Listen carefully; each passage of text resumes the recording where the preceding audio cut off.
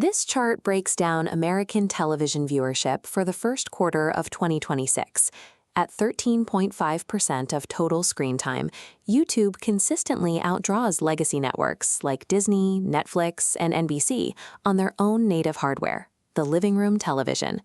The only time the old broadcast guard regains the lead is by deploying massive, event-driven programming. In February of that year, NBC briefly pulled ahead, relying on the Super Bowl and the Winter Olympics to draw viewers back to linear channels.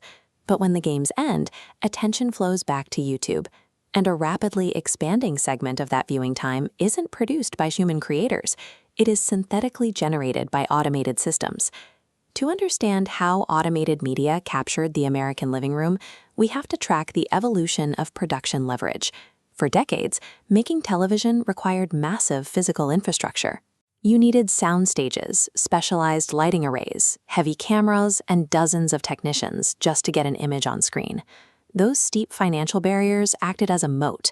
Only heavily funded corporations and major studios had the capital to build these facilities and distribute the final product via satellite and cable. This dynamic dictated what went on the air.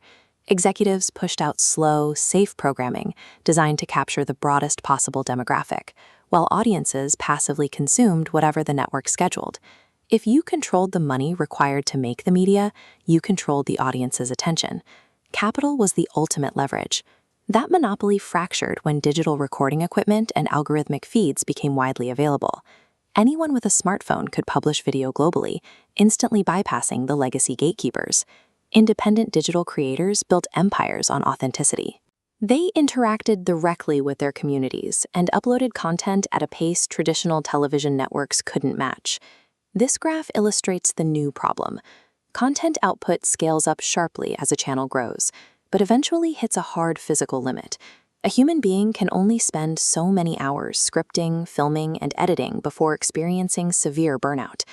This period proved you didn't need a corporate budget to build an audience, but the leverage had simply shifted from financial capital to human endurance. The individual creator was the bottleneck. By 2026, generative artificial intelligence introduced a mechanism to bypass that physical bottleneck entirely.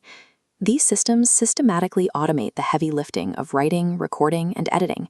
Creators now operate an entirely digital tool stack. They use large language models like ChatGPT to structure narratives, neural engines like MixVoice to generate natural-sounding narration, and tools like Kling or Veo to render the visuals.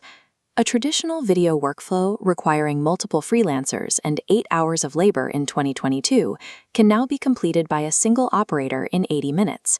With scene-based AI editors, that operator can batch produce 30 videos in an afternoon, mapping out a month of uploads. Raw production speed is no longer a human metric. Leverage now belongs entirely to the efficiency of the software architecture. The economic result of this efficiency is clear.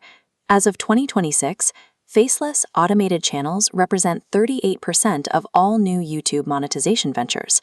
We can see this operating at scale with Fruit Love Island. Launched in March 2026, it was a fully AI-generated parody of reality dating shows, casting anthropomorphic cherries, bananas, and pineapples as the contestants. Managed by a single anonymous account, the series amassed 3 million followers in 9 days. Total viewership surpassed 300 million, with individual episodes averaging 10 million views. The viral gravity of the show pulled in legacy celebrities. Pop stars and actors actively posted their reactions to the synthetic drama, treating the digital fruit characters like actual reality television stars. Reviewers heavily criticized the project.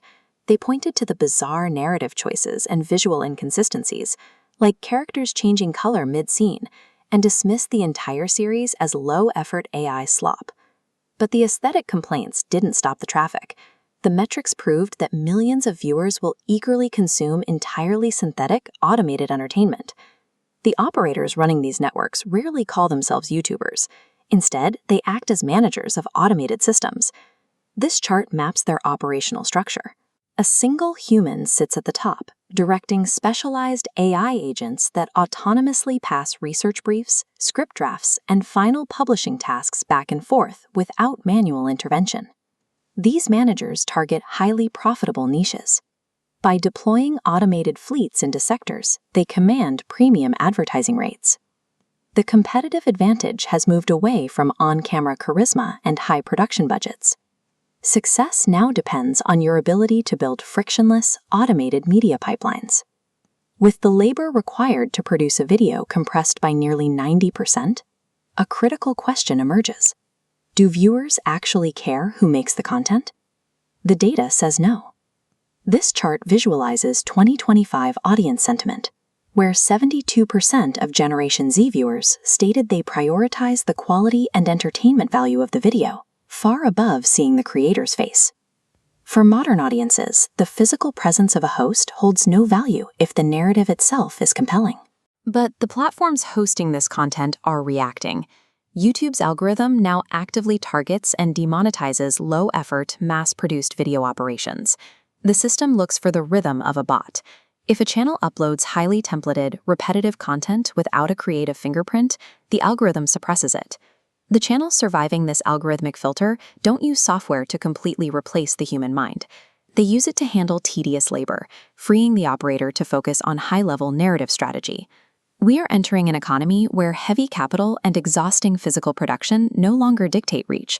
Today, a single person with a laptop can wield the exact same leverage as a legacy broadcast network.